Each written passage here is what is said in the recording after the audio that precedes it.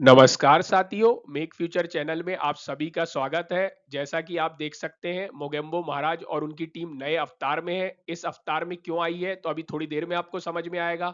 और आज supreme court का एक बहुत बेहतरीन डिसीजन आया है, जिसके बारे में अपन चर्चा करेंगे। तो चलिए, उससे पहले मैं आपको कुछ परिचय बताता हूँ।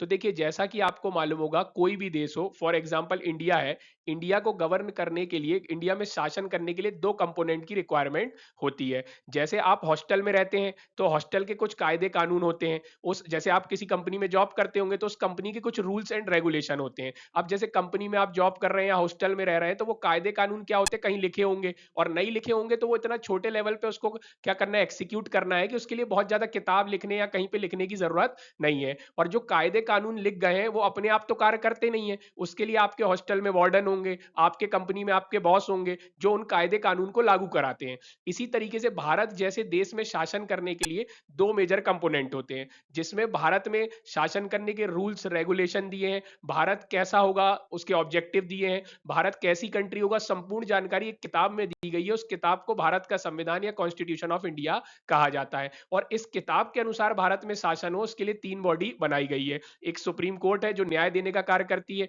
एक लेजिस्लेटिव बॉडी है, जो कानून बनाती है। और एक अपनी एग्जीक्यूटिव बॉडी है, जो उस कानून को क्या कराती है, लागू कराती है। तो अब देखिए, जैसा कि मैंने आपको बताया, ये जो भारत है अपना, जब अपनी ये किताब बन रही थी, तो बनाने वाले जो अपने कॉन्स्टिट्यूशन मेकर थे, जो भारतीय थे, उनका सपना था कि भारत एक सेकुलर कंट्री होगा, भारत एक धर्मनिरपेक्ष राज्य होगा, भारत एक पंथ निरपेक्ष राज्य होगा। भारत में प्रत्येक प्रकार के धर्म पाए जाएंगे, चाहे सिख हो, हिंदू हो, मुस्लिम हो, जैन हो, बुद्ध हो, ईसाई हो, सारे प्रकार के धर्म पाए जाएंगे। सब मिलकर आगे बढ़ेंगे, सब एक दूसरे को सम्मान देंगे। भारत में क्या होगा, सहिष्णुता होगी, टॉलरेंस होगा, और भारत क्या करेगा, विकास के नए नए पैमानों को छुएगा। और कोई भी देश जो है, ऐसा नहीं है जहां इतनी विविधता पाई जाती है। इसलिए कहा जाता है कि अपने भारत का कोई धर्म नहीं है। क्यों नहीं है? क्योंकि भारत के अंदर प्रत्येक प्रकार के धर्म के लोग रहते हैं। यदि किसी धर्म को भारत मान लेगा, तो फिर वो भारत उस धर्म की कंट्री हो जाएगा। लेकिन भारत एक कैसी कंट्री है, सेकुलर कंट्री है, इसलिए अपने स्टेट का कोई रिलीजन नहीं है। अब देखिए, होता क्या है, जहां अच्छाई होती है, वहां बुराई अपने आप आ जाती है। अब क्या होता है, कई लोग क्या करते हैं, एक व्यक्ति का धर्म परिवर्तन कराने की कोशिश करते हैं। और किस तरीके से करते हैं, या तो डरा के, धमका के, लालच दे के, भय पैदा करके, तो इस तरीके से किया जाता है। तो अब अपन आज बात करेंगे कि अभी सुप्रीम कोर्ट ने बोला है सेंटर को कि इस चीज को रोका जाए, इसके लिए एक तरीके का मैकेनिज्म बनाया जाए, इसके लिए मेजर्स उठाए जाए। तो देखते क्या है पूरा मामला।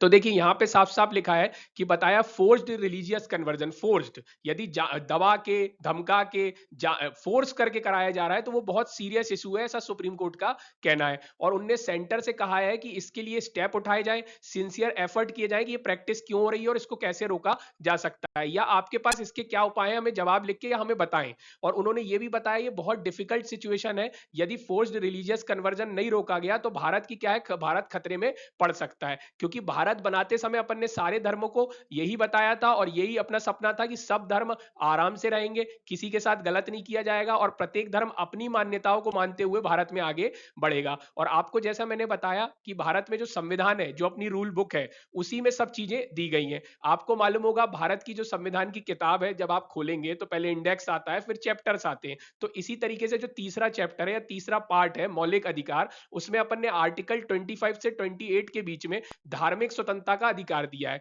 मतलब कोई व्यक्ति अपने धर्म को मान सकता है, अपनी प्रैक्टिस कर सकता है, अपने संस्थान चला सकता है, लेकिन कुछ कायदे कानून के अंदर रहते हुए। ये क्या है, एब्सोल्यूट नहीं है, इनमें कुछ तार्किक युक्त युक्त निर्बंधन लगाए गए हैं।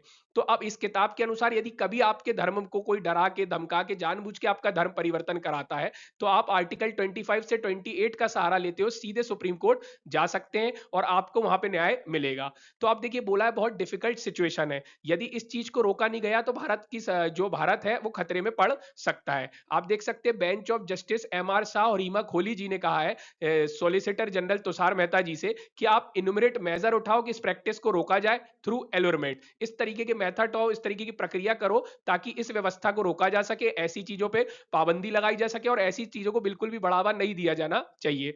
अब अपन बात करते हैं यहाँ पे, देखिए it is a very serious issue which affect the security of the nation. क्यों? क्योंकि हो सकता है कि बाहर के कोई धर्म का व्यक्ति आए, क्योंकि बाहर तो सारे जो देश है वो उनका कुछ ना कुछ धर्म है, तो वो आए आपको लालच दे और भारतीयों को अपने धर्म में कन्वर्ट करा लें, और फिर यहाँ पे गलत गलत अनैतिक गतिविधियां बढ़े, भारत की सिक्योरिटी को खतरा हो जाए। तो इस चीज को, ऐसी चीज को तो अपन बढ़ावा नहीं दे सकते। और freedom of religious and conscience, जो मैंने आपको बताया मौलिक अधिकार में दिया है, आपको धार्मिक स्वतंत्रता का अधिकार है। और अब भारत जब किसी व्यक्ति के कन्वर्जन को रोक ही नहीं पाएगा, तो भारत में कैसे धार्मिक स्वतंत्रता का अधिकार रहेगा? और भारत कैसे बताएगा कि वो एक सेकुलर कंट्री है और उसके यहाँ लोकतंत्र है? तो इस तरीके की चीज क्या आपको खतरे में डाल सकती है। और उन्होंने बोला यूनियन ऑफ इंडिया मतलब भारत की सरकार अपना स्टैंड क्लियर करे, file counter on what further step can be taken to curb such forced conversion, मतलब कैसे इसको रोका जाएगा, एक फाइल दायर की जाएगी, कैसे स्टेप बताइए कि कैसे आप रोकेंगे, क्या इसके लिए स्टेप उठा रहे हैं, और पूरा प्रॉपर से हमें क्या करें अपना उत्तर दें। और आप देख सकते हैं आप ये जो याचिका जो दायर की गई, क्या होता है सुप्रीम कोर्ट में किसी भी मुद्दे पे चर्चा करनी होती है तो एक प्ली लगाई जाती है, उसे प्ली कहा जाता है। तो इसी प्ली को किसी ने लगाया था, उनका नाम है एडवोकेट अश्विनी कुमार उपाध्याय जी, जिन्होंने बोला था कि direction to centre and state to take stringent steps, मतलब उन्होंने ये प्ली लगाई थी कि कन्वर्जन बहुत ज्यादा बढ़ रहा है, तो सेंटर और स्टेट को आप क्या करें, उनको डायरेक्शन दे कि वो जल्द से जल्द इस चीज को रोकें, इसके लिए कठोर स्टेप उठाएं, ताकि क्या हो कि ये जो फ्रॉडलेंट तरीके से रिलीजियस कन्वर्जन कराया जा रहा है, फ्रॉडलेंट तरीका मतलब आपको पैसों की लालच देके, आपको डरा के, आपको धमका के, है ना, आपको मॉनेटरी की आपको पैसे मिलेंगे, आप हमारे धर्म में आ जाए, तो इस चीज की तरह की चीजों को रोका जाए, क्योंकि ये गलत चीजें हैं। अब देखिए क्या है, इसके बारे में आगे अभी हियरिंग होगी, इसकी हियरिंग अगले नवंबर में होनी है, जब आ जाएगी क्या रिजल्ट आता है, क्या निर्णय आता है, क्या वर्डिक्ट आता है, आपको जानकारी दी जाएगी। बाकी आपको ध्यान रखना है, भारत एक सेकुलर कंट्री है और भारत में हर धर्म आराम से आगे बढ़ सकता है, अपना विकास कर सकता है और अपनी प्रथाओं को मानते हुए चल सकता है, लेकिन रूल्स एंड कायदे कानून के अंदर रह के किसी दूसरे को क्या है हानि नहीं होनी चाहिए। तो देखिए मोगेम्बो साहब की टीम खुश हो गई है, वीडियो पसंद आता है लाइक शेयर सब्सक्राइब जरूर कीजिएगा। Thank you, thanks for watching.